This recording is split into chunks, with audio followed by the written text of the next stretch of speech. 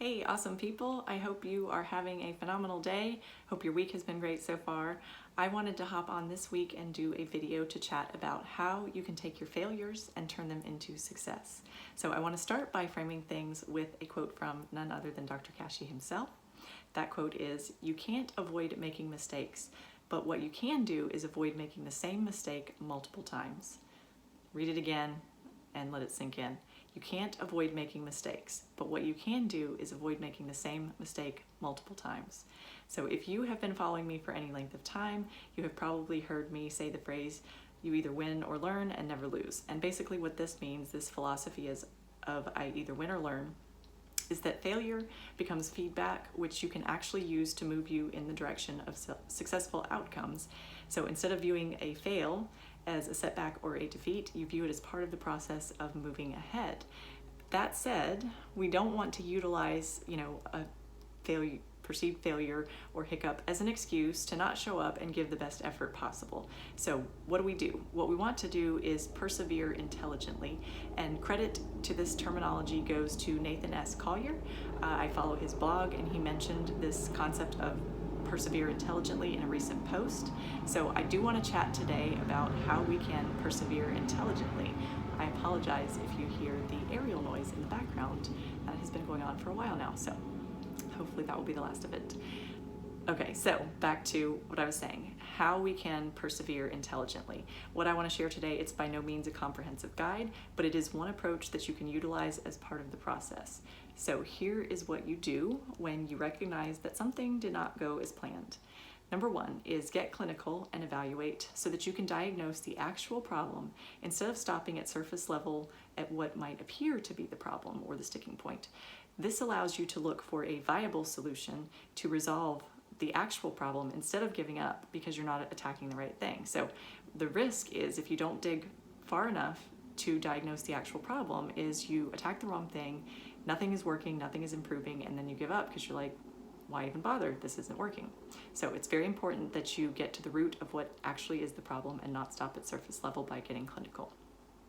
Two is to begin to think like a scientist running an experiment in order to collect data instead of being the jury who passes judgment on whatever is taking place. So judgment automatically assumes that something is good or bad, right?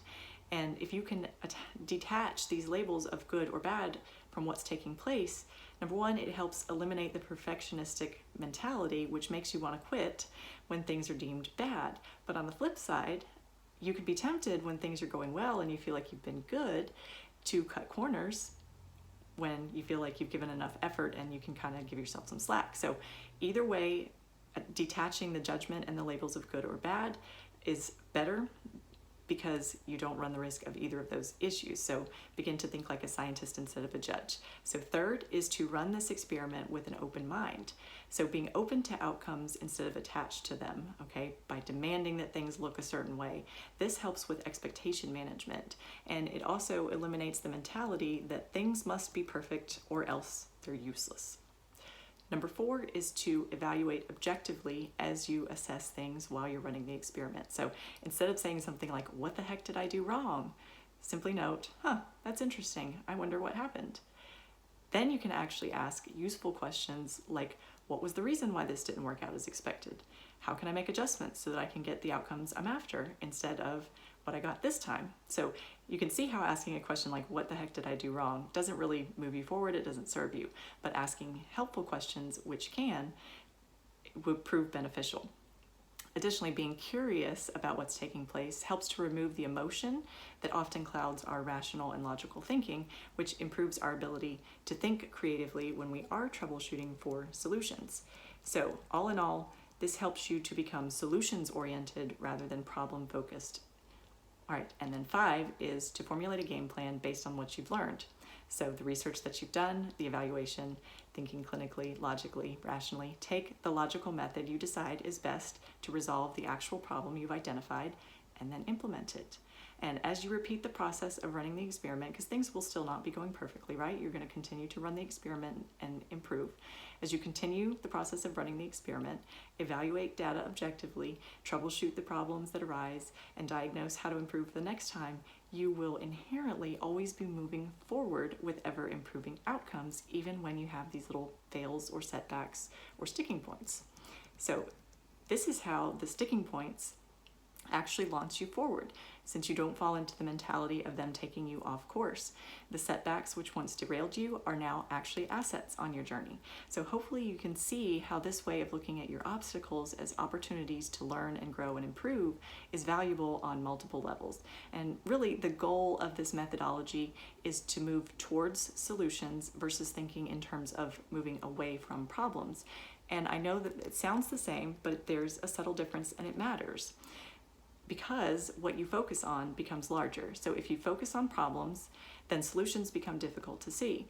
If you focus on solutions, then your problems naturally fade away. So systems and processes like what I described today, they are what allow us to achieve better outcomes. And these successful outcomes, they begin and end with mindset, really. But creating a different perspective, a different mindset, does require us to be equipped with the knowledge, skills, and tools needed to do so. So if you are interested in learning more about how the Trevor Kashey Nutrition Kickstart program can actually equip you with the knowledge, skills, and tools you need to set yourself up for success, head to the link that I will have in the notes section. You can book a call with me to chat, and we can kind of run through what it is you're looking to accomplish and if our program would be the best fit to help you achieve that. And beyond that, it would mean the world to me if you would tell me in the comments what part of this video was most helpful, what you enjoyed, how you're going to implement, and then also tag a friend if you think that it would help them. Other than that, I hope you have a great day, and I will talk to you guys soon.